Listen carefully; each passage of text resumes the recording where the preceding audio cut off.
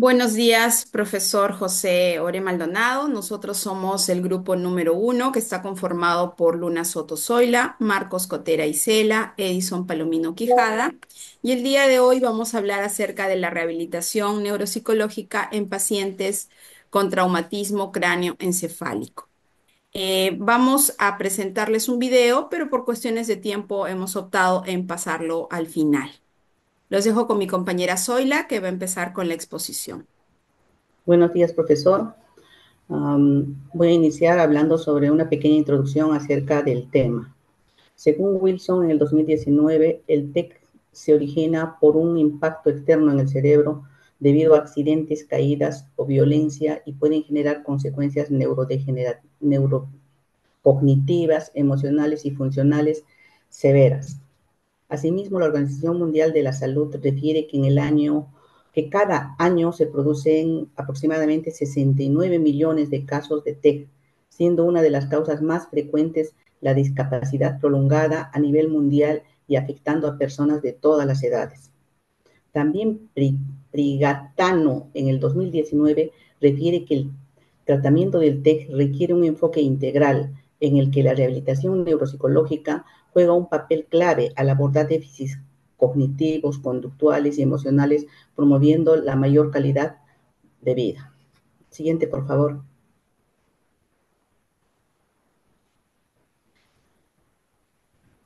La Organización Mundial de la Salud define al traumatismo cráneoencefálico como una lesión cerebral causada por una causa externa, que puede resultar en una alteración temporal o permanente de las funciones cognitivas, físicas, emocionales y del comportamiento. Cada condición puede originarse por golpes, caídas, accidentes de tráfico o violencia y constituye una de las principales causas de discapacidad y muerte a nivel mundial, afectando tanto a adultos como a niños. Siguiente, por favor. Se utilizan ciertos estándares para definir el nivel de gravedad del TEC, siendo la escala de coma de Glasgow uno de ellos, conocida como el estándar de oro. Esta escala es una herramienta ampliamente utilizada por su simplicidad, fiabilidad y capacidad para proporcionar información rápida y estandarizada sobre el estado neurológico del paciente, utilizada por el personal médico y paramédico, la que se valora tanto en niños como en el adulto. En esta escala se valoran 3 parámetros independientes que evalúan la capacidad ante estímulos para determinar el nivel de conciencia de la persona. Estos parámetros son la apertura ocular, la respuesta verbal y la respuesta motora. Gottman en el 2021 manifiesta que su clasificación de la severidad del daño será de acuerdo a la capacidad de respuesta de conciencia del paciente. Entre mayor puntuación, mejor nivel de conciencia. La escala de Glasgow suma las puntuaciones de los 3 parámetros con un rango total de 3 a 15 puntos, clasificándolo de la siguiente manera. De 3 a 15 se considera un TEC leve, de 9 a 12 puntos es considerado un TEC moderado y de 3 a 5 puntos es considerado un TEC severo. Siguiente, por favor. El síndrome del niño sacudido. Este síndrome ha sido descrito por primera vez por John Caffey en 1972, quien considera que es una forma grave de maltrato infantil que implica un traumatismo craneoencefálico. Ocurre por movimientos violentos de aceleración y desaceleración de la cabeza del niño o del lactante. Aunque no siempre se considera fracturas óseas, las sacudidas violentas causan lesiones internas graves que pueden tener consecuencias irreversibles para el desarrollo y la calidad de vida del niño. Estas lesiones pueden pasar desapercibidas si no se realiza una evaluación médica minuciosa, lo que subraya la importancia de la prevención y detección temprana de este tipo de maltrato físico o maltrato por negligencia. El maltrato por negligencias puede ser considerado aquellos juegos que realizan los padres como el avioncito o movimientos que aparentemente son normales pero que pueden causar un daño irreversible en el niño, y el maltrato físico, actos de violencia ya intencionada. Dentro de las características clínicas se consideran la siguiente triada, las que pueden provocar este tipo de el síndrome del niño sacudido, hemorragias intracraneales, que puede ser la ruptura de vasos sanguíneos que causan hematomas subdurales o subaracnoideos. También pueden presentarse hemorragias retinianas, que son indicadores claves presentes en el 80% de los casos de lesiones cerebrales, y edemas cerebrales como convulsiones y daños neuronales severos con déficits funcionales duraderos. Este síndrome puede manifestarse con síntomas como letargo, irritabilidad, confusiones y vómitos. Puede dejar consecuencias graves como un daño neurológico permanente, ceguera, discapacidades motoras o incluso la muerte. Doy paso a mi compañera Isela para que continúe con la exposición.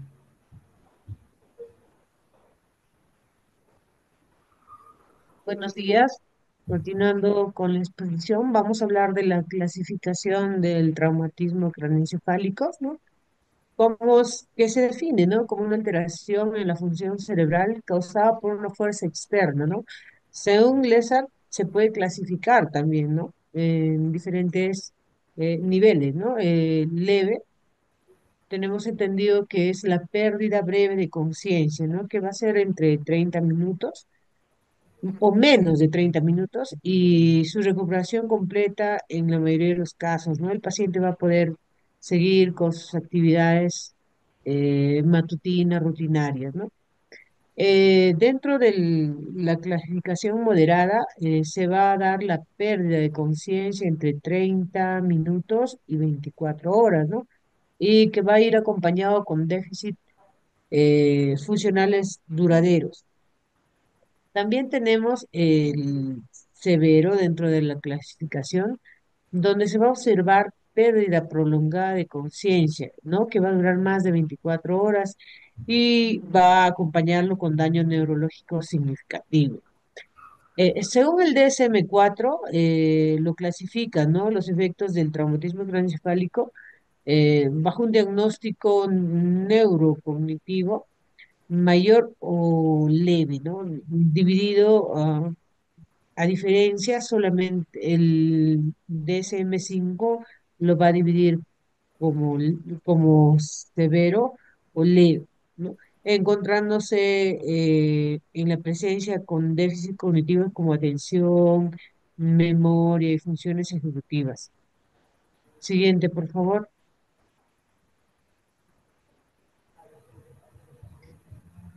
También va a haber tipos, ¿no? Los tipos de lesiones focales y difusas. Dentro de las lesiones focales se van a afectar a áreas solo específicas, ¿no? Como el lóbulo frontal o temporal, resultando en déficit localizados, ¿no? Por ejemplo, en una lesión frontal, ¿no? Puede haber una dificultad, ¿no? De control, planificación. Acá también tenemos un ejemplo como la fascia en lesiones en el hemisferio izquierdo. También tenemos lesiones difusas, ¿no? Que el daño va a ser más accional difuso que afecta a múltiples redes neuronales, provocando déficit focales en atención. Siguiente, por favor.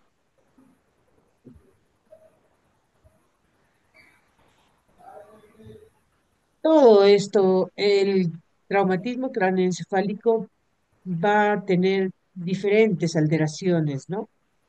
Entonces observamos, ¿no? Que va a haber alteraciones neuropsicológicas, ¿no?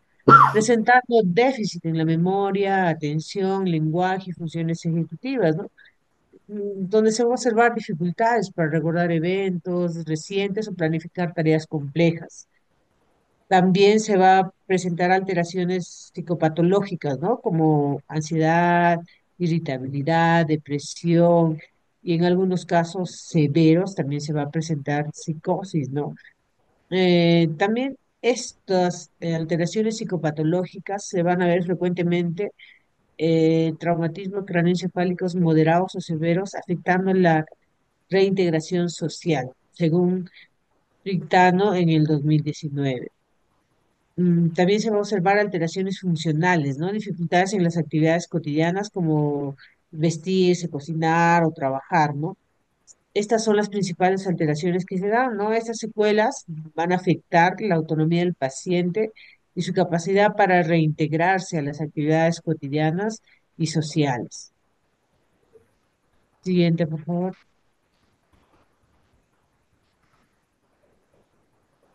Y estas alteraciones a causa de un traumatismo craneoencefálico también nos van a traer consecuencias, ¿no? Como consecuencias motoras, eh, como puede ser espasticidad, ataxia y parálisis parcial, ¿no? Y va a necesitar una rehabilitación física, ¿no? Que es fundamental en casos con secuelas motoras severas. También se va a presentar consecuencias neuropsicológicas, ¿no? Como déficit duraderos en la memoria y la atención, especialmente esto se va a dar en traumatismos craneoencefálicos severos. También observamos consecuencias cognitivas, ¿no? Como dificultades en la resolución de problemas, inhibición y planificación, ¿no? También vamos a observar consecuencias conductuales como impulsividad, desinhibición y agresividad. Vamos a continuar con mi compañera Claudia, que nos va a dar un poco de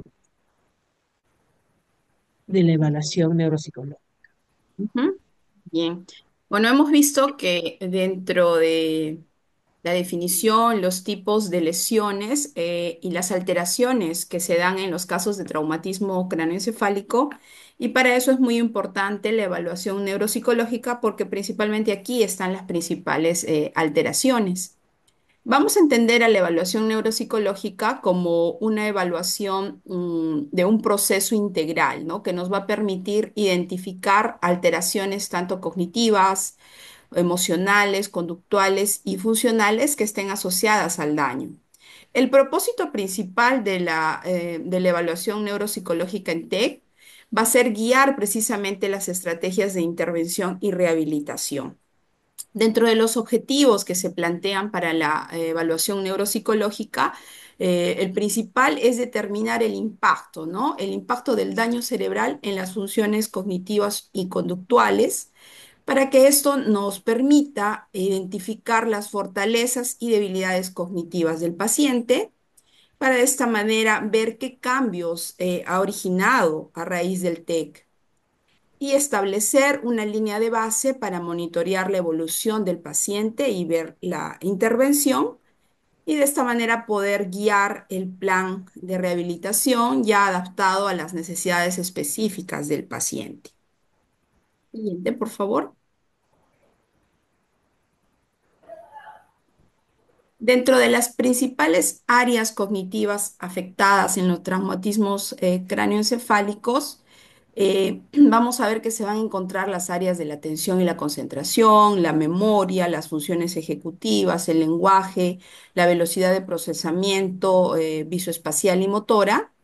Y aquí también hay ciertos instrumentos o pruebas que se utilizan para poder medir esto. En el caso de la atención, que nuestro objetivo es evaluar las capacidades de cómo está manteniendo y dirigiendo la atención el paciente, aquí podemos aplicar, por ejemplo, el test de atención sostenida de dígitos del WISE, el test de DOS.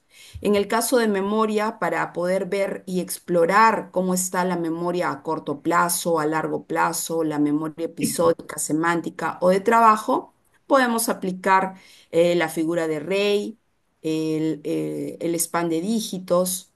Y en el caso de funciones ejecutivas, que es una de las principales alteraciones que se da en el TEC, podemos determinar, ¿no? Que nos va a permitir determinar la capacidad de planificar, inhibir respuestas impulsivas, alternar tareas y resolver problemas, se puede aplicar el test de Stroop, las torres de Hanoi, entre otros. Y en el dominio del lenguaje, para valorar la comprensión, la producción y denominación, está la batería de Boston, el test de denominación de Boston, la fluidez verbal, tanto fonológica como semántica. En el dominio de velocidad de procesamiento, que nos permite evaluar el tiempo que toma procesar la información y realizar tareas cognitivas, aquí podemos aplicar el Making Test, o el subtest de claves de Waze. Y en cuanto a el dominio visoespacial y motor, tenemos que este tiene como objetivo explorar la percepción visual, la integración visomotora y la coordinación motora fina. Aquí podemos aplicar el test de figuras de Rey, el test de Benton y la coordinación ojo-mano. Siguiente.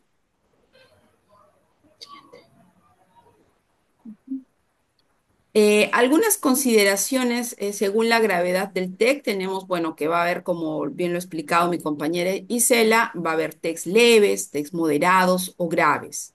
En el cuanto a los TEC leves, hay alteraciones sutiles, ¿no? De la memoria, de la atención y de la velocidad de procesamiento. Y aquí es importante una evaluación orientada a detectar principalmente los déficits residuales y valorar el impacto funcional. En cuanto a los test graves o moderados, ya aquí vemos alteraciones significativas en múltiples dominios, ¿no? Tanto cognitivos como emocionales. Aquí, por ejemplo, se puede estar alterada la orientación, la atención y dominios superiores, ya como las funciones ejecutivas, problemas de flexibilidad cognitiva, inhibición y regulación emocional, que principalmente están asociados al lóbulo frontal. Y es muy frecuente en los casos de TEC, en los casos moderados y severos, que se afecta principalmente la memoria episódica y la memoria de trabajo. Esto según Cicerón en el año 2020. Siguiente. Es importante, aparte de la evaluación neuropsicológica, realizar una evaluación emocional y conductual del paciente. En los casos de TEC pueden haber muchas alteraciones emocionales y conductuales significativas, por lo que es muy importante trabajar el tema de regulación emocional, porque puede haber la presencia de irritabilidad, agresividad, la habilidad emocional o depresión, que puede impedir que uno pueda trabajar la parte neuropsicológica, así como el control de impulsos y conductas, evaluar la impulsividad, los comportamientos desinhibidos o la apatía y también la adaptación social, ¿no? Porque va a haber dificultades en la interacción social, en la empatía, en las relaciones familiares, y aquí es importante las entrevistas a la familia o a los cuidadores. Y también es importante hacer una evaluación funcional para poder determinar el impacto del TEC ya en la vida diaria, en la capacidad para realizar actividades básicas, instrumentales de la vida, como comer, vestir, asearse y manejar tareas simples como las finanzas o ya el transporte. A continuación vamos a ver el tema de rehabilitación neuropsicológica con mi compañero Edison. Vamos a continuar con la rehabilitación post-TEC, es decir, una vez que ya se tiene el diagnóstico y las características o las áreas afectadas. Vamos a considerar que dentro de la rehabilitación en este tipo de casos hay también varios enfoques. El primer enfoque es la neuropsicología cognitiva, que está, como su nombre lo dice, enfocado a comprender y a diseñar estrategias para trabajar las alteraciones específicas, que como hemos escuchado generalmente son la memoria, la atención y las funciones ejecutivas. Dentro de la neuropsicología cognitiva, las estrategias que se utilizan son la restauración a través de ejercicios repetitivos para estimular, por ejemplo, la memoria, la atención. Se le da materiales físicos o de repente audiovisuales con la estrategia de recuperar ese daño a esa área. Otra estrategia es la compensación, en el cual utilizamos otras herramientas para sustituir o para hacer una especie de plan B dentro de de las áreas que han sido afectadas y difícilmente se va a recuperar, ¿no? Por ejemplo, hacemos el uso de agendas, alarmas o recordatorios visuales para suplir los déficits de memoria y de organización, ¿no? Estas estrategias son utilizadas pues en TECs leves o moderados, ¿no? En la que hay de una u otra manera el paciente tiene la posibilidad de restaurar en parte las funciones o utilizar otras como compensación para llevar una mejor o mejorar su calidad de vida. También tenemos un enfoque conductual. En cuanto al enfoque conductual, Hablamos de modificar conductas desafiantes a través de técnicas como refuerzo positivo, extinción y el establecimiento de límites claros, ¿no? También lo utilizamos para desarrollar habilidades sociales y trabajar las conductas desadaptativas. Por ejemplo, dentro de las estrategias tenemos la de compensación, en la que utilizamos refuerzos positivos para fomentar conductas deseadas. La restauración, el uso de rutinas estructuradas para mejorar la autorregulación, así como la sustitución en el desarrollo de nuevas estrategias de afrontamiento conductual para reemplazar conductas inadecuadas, ¿no? También hay un enfoque mucho más holístico, en el cual combina no solo objetivos o estrategias cognitivas, sino también conductuales, emocionales y también sociales, ¿no? Para, de este caso, abordar al paciente en la neurorehabilitación de una manera más integral, ¿no? Trabajando no solo el aspecto cognitivo, sino también social y funcional. También las estrategias que si bien es cierto pueden ser las mismas, van a cambiar o van a sufrir variación en cuanto a las tareas o actividades. Por ejemplo, en la restauración, los ejercicios que se utilicen no solo van a integrar, van a estar dirigidos a mejorar las funciones cognitivas, sino también estas tareas cognitivas van a estar dentro de unos contextos sociales, ¿no? Situaciones cotidianas, desafíos que se enfrente la persona de acuerdo a su realidad, ¿no? También las estrategias de compensación, se introducen estrategias externas en combinación con habilidades sociales y estrategias de sustitución en el aprovechamiento de habilidades preservadas para compensar déficits severos, ¿no? Más o menos ya entendiendo los distintos enfoques que se utilizan para la rehabilitación en pacientes con TEC, suelen haber estrategias que son más utilizadas. Esto va a depender mucho de la gravedad de la lesión, de las áreas afectadas, las alteraciones, del contexto del paciente y de los familiares y también pues de los objetivos que se planteen como rehabilitación, ¿no? Pero considerando ya la revisión de la bibliografía, suele haber ya una cierta estrategia enfocada hacia las alteraciones más comunes en este tipo de accidentes. Por ejemplo, dentro de las estrategias de compensación, que generalmente se utilizan en pacientes con un TEC moderado a severo, ¿no? Déficits más difíciles de corregir o de reparar. Por ejemplo, o se utiliza con mayor frecuencia el uso de agendas o alarmas, ¿no? Para los problemas de memoria o recordatorios visuales, ¿no? A veces el paciente tiene que recordar qué día está, el día del mes, digamos, un recordatorio para saber, pues, a qué hora tienen que desayunar, o las pastillas, o de repente recordatorios visuales, ¿no? Cuando, por ejemplo, tiene que ubicarse dentro de su casa, dentro de su barrio, o sea, situaciones o estrategias que van a compensar de repente sus dificultades de memoria visual, auditiva, que ya tiene y que difícilmente se va a recuperar. En cuanto a estrategias de restauración, que también son utilizados más en pacientes con TEC leve a moderado, tenemos pues el que se enfoca a mejorar sus funciones dañadas mediante ejercicios repetitivos y progresivos, ¿no? Habiendo hecho una previa evaluación, de repente se puede determinar que tal área, como la atención o la memoria, no ha sufrido grandes daños y que por lo tanto con estrategias, con un enfoque de restauración pueda mejorar, ¿no? Entonces ahí se aplica al paciente actividades de memoria, diversas actividades de memoria, de repente de atención selectiva, sostenida, comparación, búsqueda de figuras, retención, etcétera. Esto de manera repetitiva y luego de manera progresiva en cuanto a la complejidad para ir restaurando poco a poco, mejorando esas habilidades que se fueron perdidas, ¿no? Básicamente, las estrategias que vamos a utilizar van a estar enfocadas mucho al diagnóstico y a la complejidad del daño, ¿no? Por eso es que, si bien es cierto, hay unas estrategias que se orientan, muchas veces va a depender del diagnóstico individual de cada paciente sobre qué estrategias, bajo qué actividades, bajo qué estrategias vamos a utilizar en el paciente, ¿no? Mucho va a depender de la complejidad del daño en el traumatismo. También es importante señalar que hay recientes avances en cuanto a la neurorehabilitación.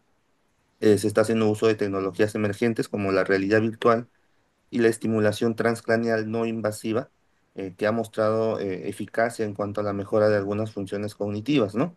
Según Montilla y García en el 2019, ¿no? Es decir, hay un beneficio, un uso y beneficio de la tecnología para mejorar o elevar el porcentaje de éxito en cuanto a los procesos de neurorehabilitación. Y también mencionar las terapias interdisciplinarias, que tienen como objetivo la integración y ya no un trabajo aislado, no solo de los fisioterapeutas en cuanto a los problemas motores, neuropsicólogos, pero también los terapeutas ocupacionales, ¿no? Para generar un mayor progreso en el paciente y mejorar su calidad de vida. Este es un video, vamos a escucharlo. Restauración, en donde se trabaja directamente sobre la función que se dañó. Eso normalmente son ejemplos pequeños, en donde si se va a promover, por ejemplo, cuestiones de psicomotricidad, se trabaja directamente sobre psicomotricidad. O se va rodeando, pero se hace un mayor énfasis en las cuestiones. En el caso de la compensación, lo que se hace es echar mano de las habilidades que están preservadas para de otra forma o por otras vías promover la recuperación funcional de lo que se dañó o lo que se alteró. Y en el caso de la sustitución, de una u otra forma, estos mecanismos se utilizan dependiendo del estado cognitivo del paciente y el estado de la función particular.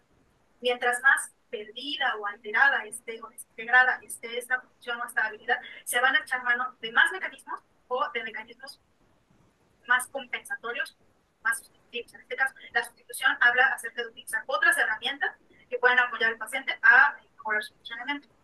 Específicamente, cuando se habla de un daño cerebral, nosotros hemos dado charlas que van desde cuestiones de desarrollo normal o de organización cerebral normal, en el caso de la inteligencia, y del otro extremo, por ejemplo, en la pérdida de neurodegenerativa de la actividad. Pero este caso, que es una de las oportunidades de trabajo más grandes de aportación de los neuropsicólogos, que es el daño cerebral, se habla de rehabilitación, en que nosotros encontremos el defecto, la forma en que se va a integrar. Es decir, nosotros no hablamos de rehabilitación de atención nada más así y ponemos la tarea que sea nada más así porque tiene depende mucho. Se ha quedado mal.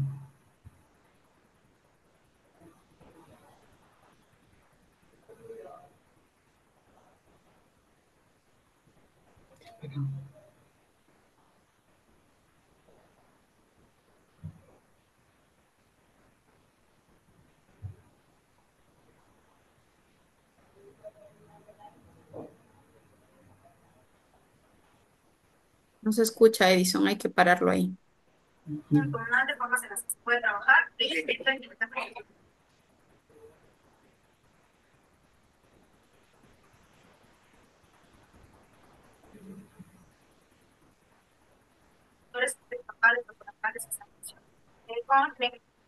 Bien, es un extracto de un video que nos pareció muy interesante, en la que habla básicamente también de lo que hemos aportado, ¿no? En cuanto a las estrategias o enfoques para la neurorehabilitación en pacientes con TEC. Como conclusiones hemos llegado que el TEC tiene un impacto profundo en múltiples dimensiones del funcionamiento humano. La rehabilitación neuropsicológica es clave para mejorar la calidad de vida de los pacientes y su reintegración funcional. La aplicación de un programa de rehabilitación de funciones ejecutivas debe ser tratado desde un enfoque individual, ya que al ser parte de una evaluación se puede identificar fortalezas y debilidades del paciente. La participación activa de la familia y en un entorno estructurado son fundamentales para mejorar la calidad de vida del paciente, promoviendo su reintegración en el ámbito social y funcional. Las tecnologías emergentes ofrecen nuevas oportunidades para optimizar los resultados en la recuperación. Esas son las referencias. Eso sería todo, profesor. Muchas gracias.